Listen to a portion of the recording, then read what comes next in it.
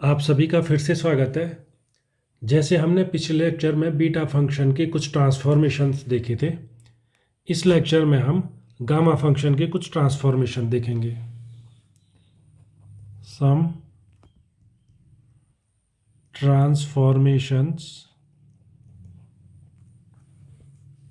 Of gamma function.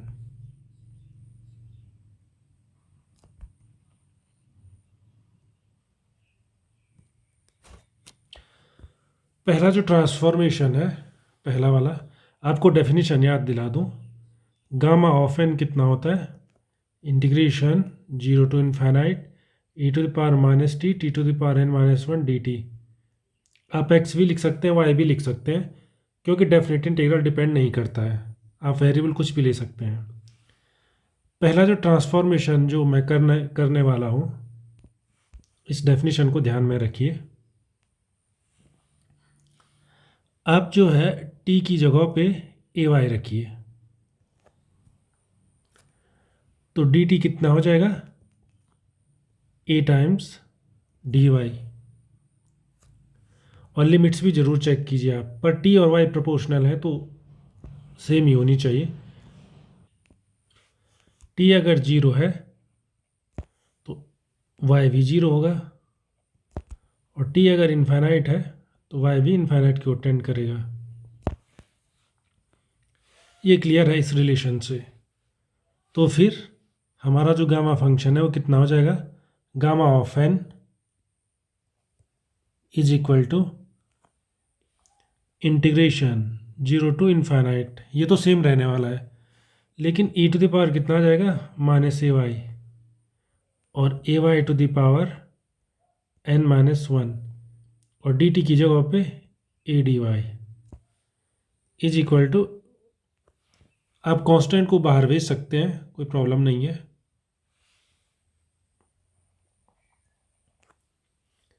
तो a to the power n minus one यहाँ से मिल जाएगा और ए यहाँ से मिल जाएगा, तो a to the power n बाहर आ जाएगा।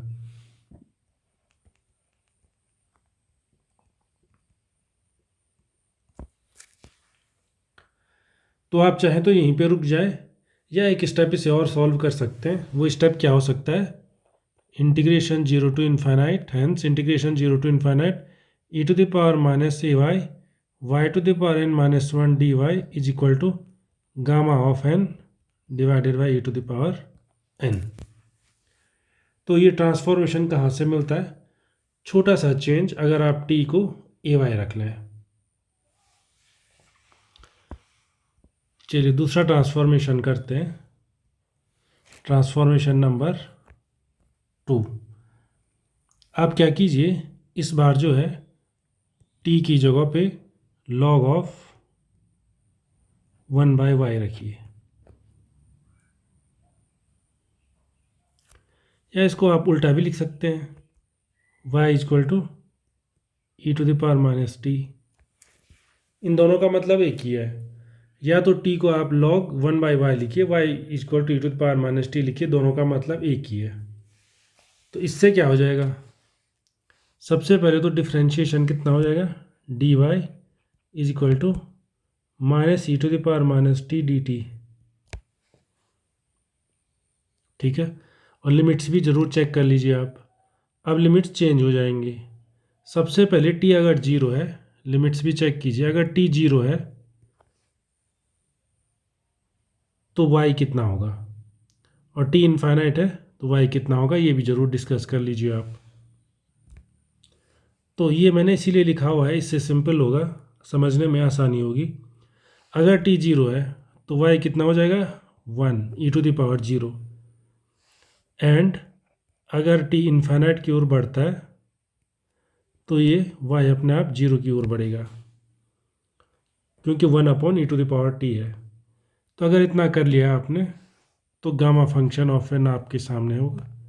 कितना? Integration 1 to 0। सबसे पहले कितना आता है डेफिनेशन के हिसाब से?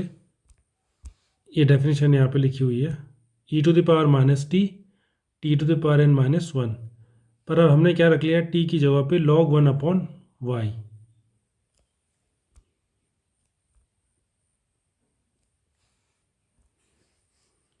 तो यहाँ पे लिख लीजिए आप log of 1/y to the power n-1। दूसरी चीज़ क्या है हमारे पास, e to the power minus log of 1/y। log 1 तो 0 होता है, हमें पता ही है, और log a बाई b कितना होता है, log a minus log b। तो आपको पता होगा, आप चाहे तो वैसे कर दें, इसे log 1 माइनस log y लिख करके log y लिख लें। Otherwise e to the power log of fx फिर से कितना हो जाता है, fx ही हो जाता है। e और log एक दूसरे के उल्टे होते हैं, ठीक है। तो इसकी वैल्यू कितनी हो जाएगी, जैसे इसकी value e to the power log of fx है, तो इसकी वैल्यू कितनी हो जाएगी, इसको आप लिख सकते हैं 1/e to the power log of 1/y। तो इसकी वैल्यू तो 1/y है, वो y फिर ऊपर चला जाएगा, ठीक है, तो y बच जाएगा केवल। लेकिन जो dy है वो एक नेगेटिव साइन के साथ है, वो नेगेटिव आप बाहर भेज सकते हैं, e to the power minus t है। तो e to the power minus t है, इसका मतलब जो dt है वो dy/y है। अगर आप इस e to the power minus t को यहाँ भेज लें तो ये 1/y भी आ जाएगा, और dy ये दोनों एक दूसरे को कैंसिल कर लेंगे।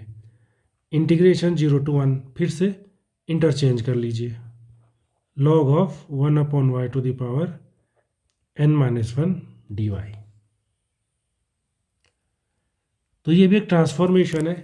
अगर हम इंटरमीडिएट तक जितने हमने इंटीग्रल्स पढ़े हैं उनके हिसाब से इस इंटीग्रल की वैल्यू निकालना चाहे तो शायद ना निकाल पाए, लेकिन इस इंटीग्रल की वैल्यू कितनी होती है, n-1 फैक्टोरियल। कैसे, क्योंकि हमने पिछले लेक्चर में पढ़ा है गामा n की वैल्यू कितनी होती है, n-1 फैक्टोरियल। चलिए आगे बढ़ते हैं।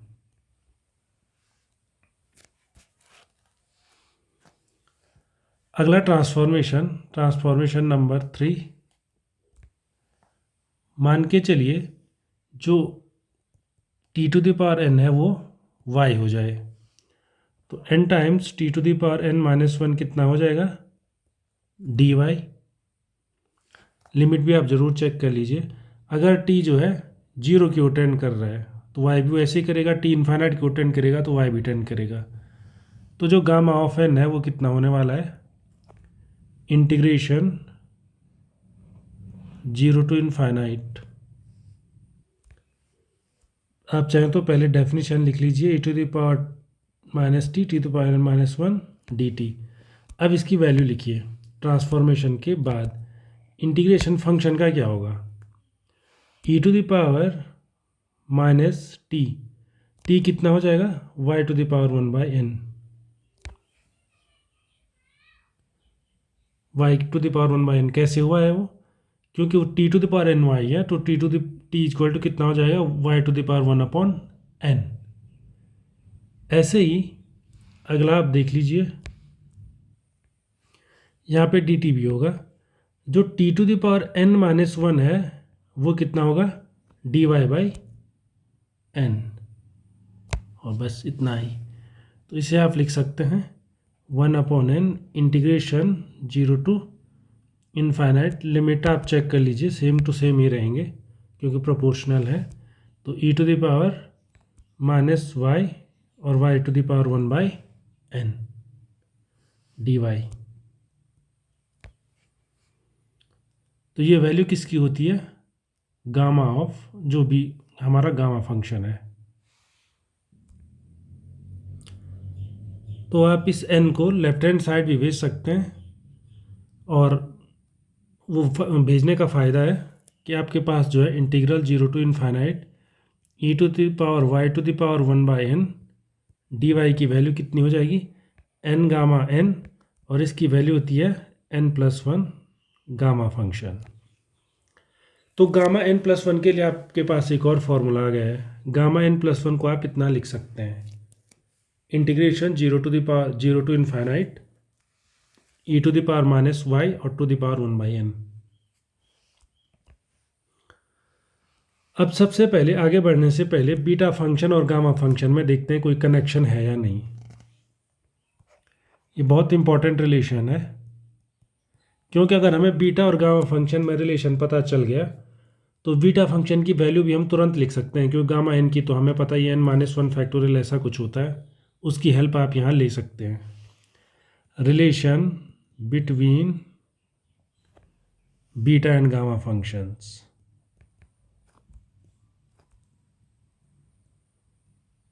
गामा फंक्शंस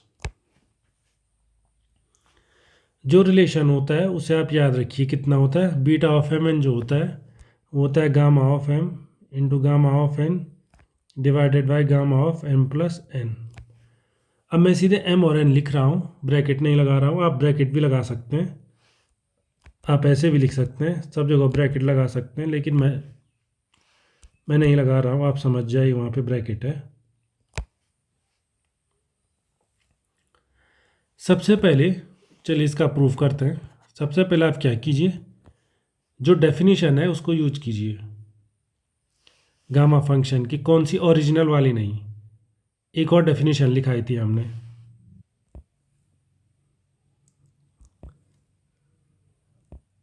इस वाले को यूज करेंगे आप, जो ट्रांसफॉर्मेशन आपने पढ़ा था ये वाला, इस वाले को आप यूज करने वाले हैं। तो कीजिए,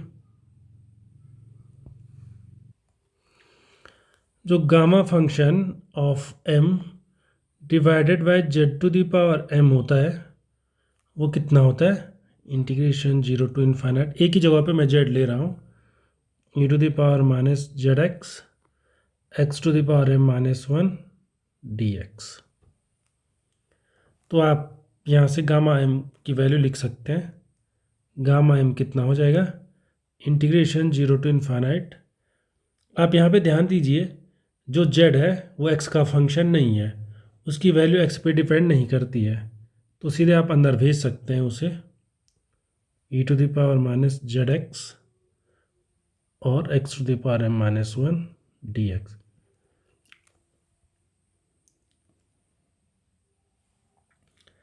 इसके बाद आप क्या कीजिए, multiply both sides by e to the power minus z to the power n minus 1, दोनों साइड को मल्टीप्लाई कर लीजिए। तो गामा एम तो एक कांस्टेंट है, उस पर तो कोई चेंज होगा नहीं। इसके बाद क्या हो जाएगा, e to the power z to the power m minus 1। और आपको पता है यहाँ भी कोई, यहाँ जो आप इस फंक्शन को सीधे अंदर भेज सकते हैं, और उसका रीजन क्या है, उसका रीजन ये है कि z जो फंक्शन है वो x का नहीं है, आप इसे सीधे अंदर भेज सकते हैं। तो e टू द पावर कितनी हो जाएगी, माइनस जेड यहाँ है और जेड एक्स ऊपर से है, तो माइनस जेड 1 प्लस एक्स हो जाएगी। उसके बाद z to the power n minus 1 ये है, z to the power m ये है, तो सारी पावर एक दूसरे से ऐड हो जाएंगी, z to the power m plus n minus 1। उसके बाद जो बच गया है वो है x to the power m minus 1 d x. अगर ये दोनों इक्वल हैं तो दोनों साइड को इंटीग्रेट कर लीजिए 0 टू इन्फाइनाइट तक, इंटीग्रेटिंग, क्योंकि दोनों साइड इक्वल हैं, दोनों को इंटीग्रेट करेंगे इक्वल ही मिलेगा। और ध्यान रखना गामा एम क्या है, एक कांस्टेंट है। इंटीग्रेटिंग बोथ साइड्स फ्रॉम, कहाँ, इस टाइम वेरिएबल कौन है, 0 टू इन्फिनिटी, जो नया वेरिएबल है।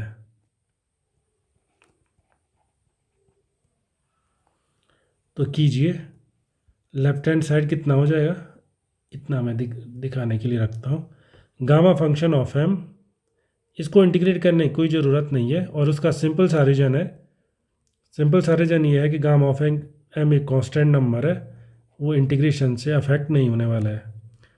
इंटीग्रेशन 0 टू इन्फाइनाइट पर जो अंदर है वो फंक्शन है, यहाँ पे 2 बार इंटीग्रेशन आ जाएगा, और इंटीग्रेशन 0 टू इन्फाइनाइट, और जो भी फंक्शन है e to the power minus z 1 plus x, z to the power m plus n minus 1, x to the power m minus 1 d x. और जैसे ये पूरा हो जाए तब z के रिस्पेक्ट में इंटीग्रेशन होगा। तो जो लेफ्ट हैंड साइड है ये तो गामा ऑफ एम है, ये हमने पढ़ा ही है, लेकिन जो दूसरा इंटीग्रल है वो गामा ऑफ एन है। यहाँ पे एक छोटा सा चेंज, m-1 से नहीं, आप दोनों साइड को n-1 से मल्टीप्लाई कर लीजिए, तो ये n हो जाएगा। फिर यहाँ पे कहाँ पे हमने मल्टीप्लाई किया था वहाँ पे आप थोड़ा सा चेंज कीजिए। हाँ n ही लिखा हुआ है मैंने, n-1 लिखा, लेकिन मैंने यहाँ पे m लिख लिया, वो गलती कर दी मैंने। राइट हैंड साइड भी फिर करेक्ट लिखा हुआ है, केवल यहाँ पे इस स्टेप में थोड़ा गलती हुई है। तो ये गामा ऑफ कितना हो जाएगा, n is equal to integration 0 to infinite, ये तो चेंज होने वाला नहीं है। इसमें आप देखिए, आप जो इंटीग्रेट कर रहे हैं तो जो भी ये फंक्शन है, ये फंक्शन दो का फंक्शन है, एक्स का भी जेड का भी। अब एक्स और जेड एक दूसरे पे डिपेंड करते नहीं हैं, जेड अलग चीज़ है, एक्स अलग चीज़ है, इसलिए आप इंटीग्रेंड को चेंज कर सकते हैं। तो चेंज करेंगे आप, तो एक्स के जो फंक्शन है उनको बाहर भेज दीजिए और डी जेड वाले को एक साथ लिख लीजिए। मतलब पहले आप डी जेड के रिस्पेक्ट में इंटीग्रेशन करेंगे तो किन को अंदर रखेंगे, 1+x अंदर रहेगा, z⁻m+n-1 अंदर रहेगा डी जेड, और जैसे ये हो जाए उसके बाद x⁻m-1 dx, उसको हमने बाहर भेज दिया। क्योंकि पहले इंटीग्रेशन करो बाद में इंटीग्रेशन करो फ़र्क पड़ेगा नहीं उसका, क्योंकि x की लिमिट भी क्या है, 0 टू इनफाइनाइट है, और इसकी भी 0 टू इनफाइनाइट है z की। तो फ़र्क इसलिए नहीं पड़ रहा है क्योंकि x और z डिपेंडेंट नहीं है, और लिमिट भी एक दूसरे पे डिपेंड नहीं करती हैं।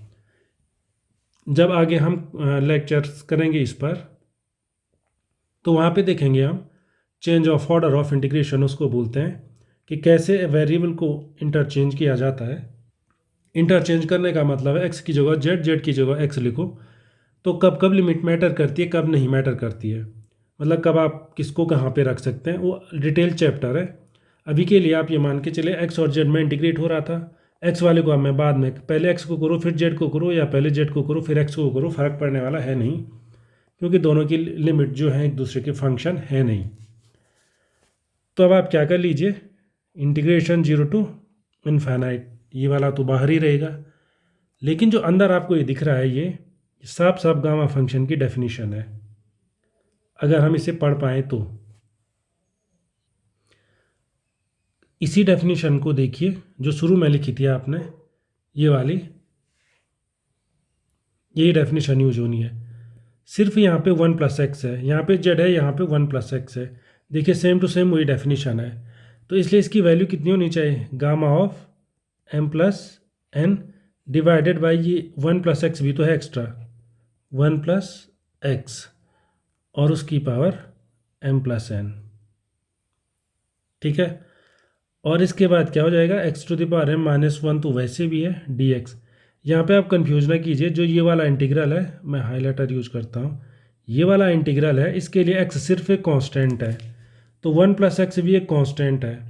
तो ये e⁻−za टाइप का है, इसको आप एक कांस्टेंट a बोल सकते हैं, और ये इंटीग्रल है। इसकी वैल्यू कैसे निकलेगी, इसकी वैल्यू आप ऐसे निकालिए जो कि आपने यहाँ पर निकाली हुई है, ये देखिए ये वैल्यू निकाली हुई है e⁻−zx, तो यहाँ पे 1+x है, वही चेंज है, तो z⁻m आ रहा है, और सेम टू सेम वही लिखना है। यहाँ पे x को कांस्टेंट मानिए और अब आगे बढ़िए। इज इक्वल टू कितना होने वाला है, is equal to gamma function तो हमेशा क्या है, कांस्टेंट है, उसका किसी भी इंटीग्रेशन से कोई लेना देना नहीं है, और x⁻m-1 divided by 1+x⁻m+n dx। और आपको याद होगी गामा फंक्शन की, ये बीटा फंक्शन की ये भी एक डेफिनेशन होती है। हमने बीटा फंक्शन की डेफिनेशन में ये कवर किया था कि ये फंक्शन जो इंटीग्रेशन के अंदर है ये बीटा फंक्शन है। तो हेंस, या एक लाइन और लिख लीजिए, gamma of m+n into beta of m,n। Hence आप बीटा फंक्शन को एक साइड लिख लीजिए, beta function of mn is equal to gamma of m into gamma of n divided by gamma of m+n। तो ये बहुत मज़ेदार रिलेशन है बीटा फंक्शन और गामा फंक्शन में। एक की वैल्यू पता है, दूसरे की आप निकाल सकते हैं और बड़ी आसानी से निकाल सकते हैं। गामा एम की वैल्यू तो हमें वैसे पता है, गामा एम होता है m-1 फैक्टोरियल, गामा एन होता है n-1 फैक्टोरियल। तो इस प्रकार से बीटा एम एन कितना होना चाहिए, अगर एम और एन इंटीजर होने चाहिए इस रिलेशन में, तो इस हिसाब से बीटा एम एन कितना होता है m-1 factorial into n-1 factorial divided by m+n-1 factorial. इस फॉर्मूले की हेल्प से हम एक इंटीग्रल निकाल सकते हैं जो निकालना आसान होता नहीं है अदरवाइज, और काफ़ी इम्पॉर्टेंट है। आप इसे कॉरोलरी भी बोल सकते हैं, एक्सरसाइज भी बोल सकते हैं। चलिए मैं कॉरोलरी बोल देता हूँ। जो गामा ऑफ एन और गामा ऑफ 1-n, इन दोनों का जो प्रोडक्ट होता है वो होता है पाई अपॉन साइन एन पाई, 0 n <1। इसमें कंडीशन ही होनी चाहिए। तो प्रूफ कहाँ से स्टार्ट होगा इसका, बीटा एम एन की पुरानी डेफिनेशन याद कीजिए। बीटा ऑफ एम एन कितना होता है, integration 0 to infinite x⁻n-1 divided by 1 + x⁻m+n dx। तो अभी अभी हमने क्या डिराइव करके दिखाया है, इसी की वैल्यू होती है gamma of m into gamma of n divided by gamma of m+n। अभी हमने यही प्रूफ किया था, is equal to integration 0 to infinite x⁻n-1 divided by 1 + x⁻m+n dx।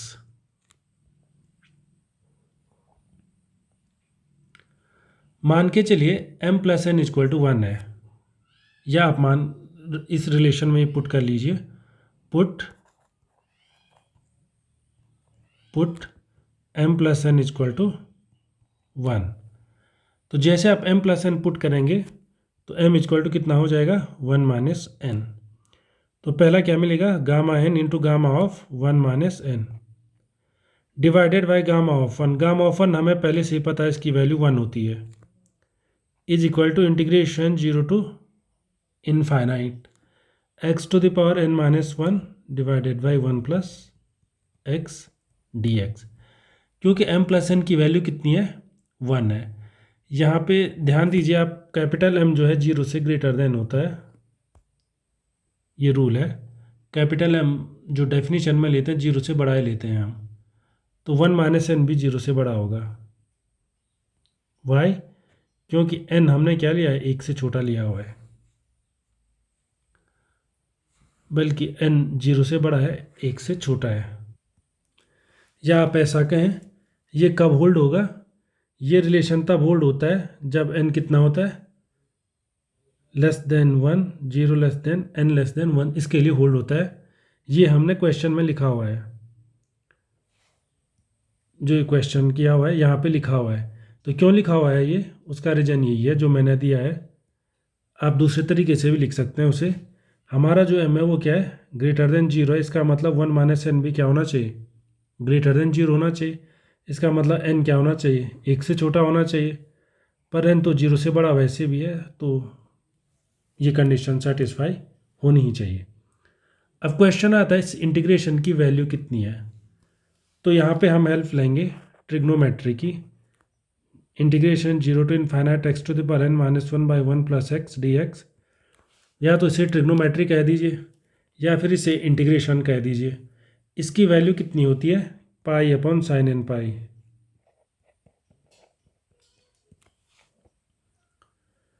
तो इसकी value pi upon sine n pi होती है, दैट्स वाई, हैंस ये हमने यूज किया है, ये हमने प्रूफ नहीं किया है, ये हमने यूज किया हुआ है।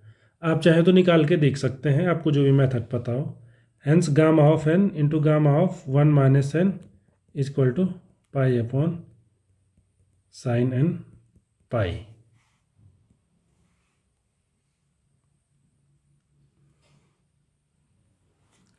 अब हम जो है इंटरेस्टेड हैं वैल्यू निकालने में, टू फाइंड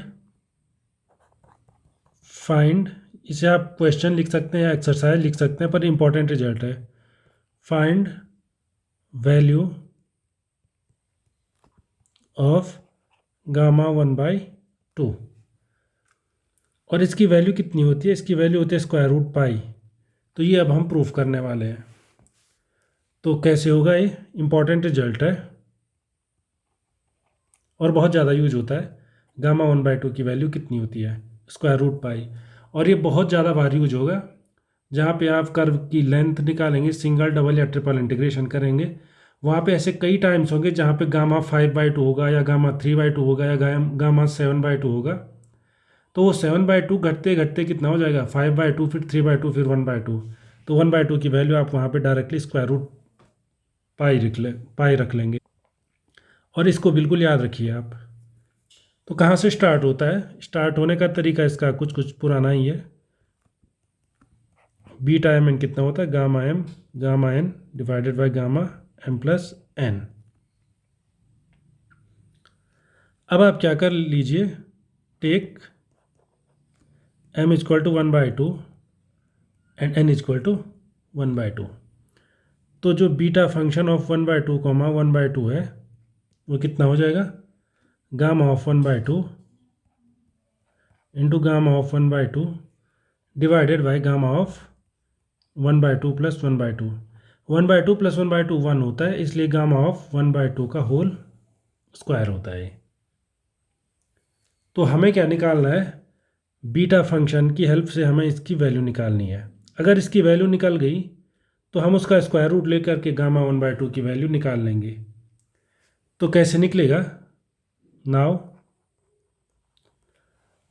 अब हम बढ़ेंगे बीटा फंक्शन की तरफ, जो बीटा फंक्शन की डेफिनेशन है वहाँ पर। तो बीटा और गामा दोनों ने मिलकर इसकी वैल्यू को निकाला हुआ है। बीटा 1/2 कॉमा 1/2 कितना होता है? Is equal to integration from 0 to 1 x to the power 1/2 minus 1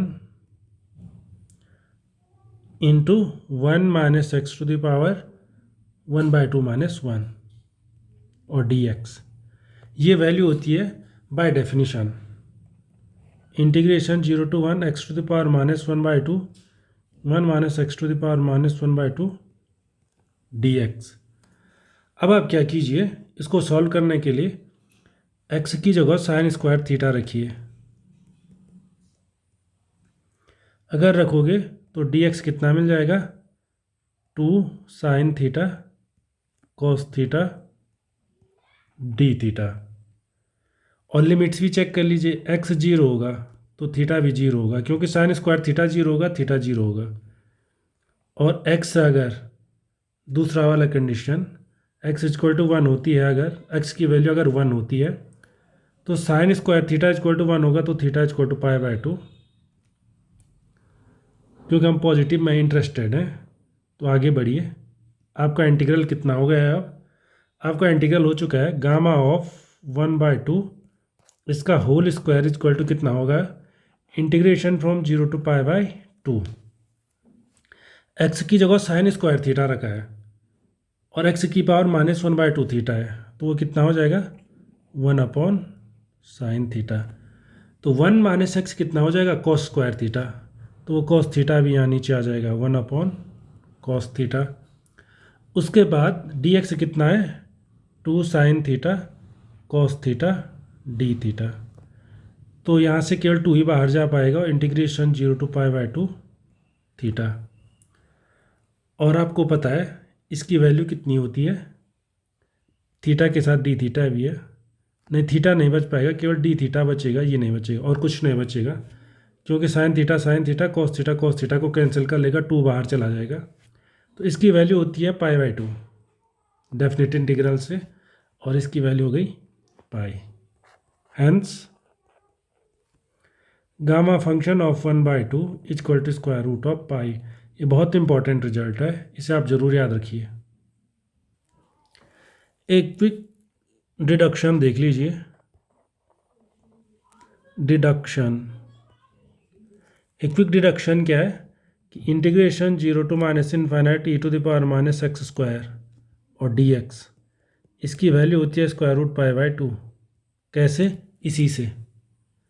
ये मैं आपके लिए एक्सरसाइज के लिए छोड़ दे रहा हूँ, ये आप प्रूफ करने वाले हैं। इसमें आप इसी रिजल्ट को यूज करेंगे और थोड़ा थोड़ा मेहनत आपको करनी होगी। X square is equal to कुछ मान लीजिए, वाई मान लीजिए, उसके बाद खुद ब खुद हो जाएगा। फिर एक और important result, integration 0 to pi by 2 cos to the power m theta. पिछली बार हमने p और q नोटेशन यूज किए थे, इस बार n और m यूज कर रहे हैं। वैसे कोई फ़र्क पड़ता नहीं, ये इंटीग्रल हमने पहले भी देखा था बीटा फंक्शन के टर्म में। तो इसकी वैल्यू होती है gamma of m+1/2 gamma of n+1/2 divided by 2 times gamma function of m+n+2/2। और इसका प्रूफ बहुत आसान है, जो मैं आपके लिए छोड़ रहा हूँ। प्रूफ कैसे आसान है, इसकी वैल्यू बीटा फंक्शन में आपको पहले से ही पता है कितनी होती है। Beta function of m+1/2 beta function of n+1/2 2 times beta function of m+n, जो भी आपने पढ़ा था पूरा फॉर्मूला। और उसके बाद बीटा और गामा फंक्शन में रिलेशन भी आपको पता है। तो इस फॉर्मूले से आप कई डिफ़िकल्ट इंटीग्रल भी निकाल सकते हैं। For example, quick example 0 to pi by 2, अगर मैं पूछूं कि इसकी वैल्यू कितनी होगी, sine to the power 5 theta cos to the power 6 theta d theta. तो अगर आप प्रीवियस मेथड से करें तो शायद ना हो उतनी जल्दी, लेकिन इससे बहुत जल्दी हो जाएगा। आप ट्राई करके देखिए, ये भी मैं आपके लिए एक्सरसाइज छोड़ रहा हूँ। अगले लेक्चर में मैं आपको कुछ और इम्पॉर्टेंट फार्मूले बनाऊंगा, प्रूफ करके दिखाऊंगा और बताऊंगा, जो बहुत ज़्यादा यूज होते हैं, जैसे डुप्लीकेशन फार्मूला है और अलग अलग फार्मूले, उनको देखेंगे और उनका एप्लीकेशन क्या है उनको भी देखेंगे। Thank you.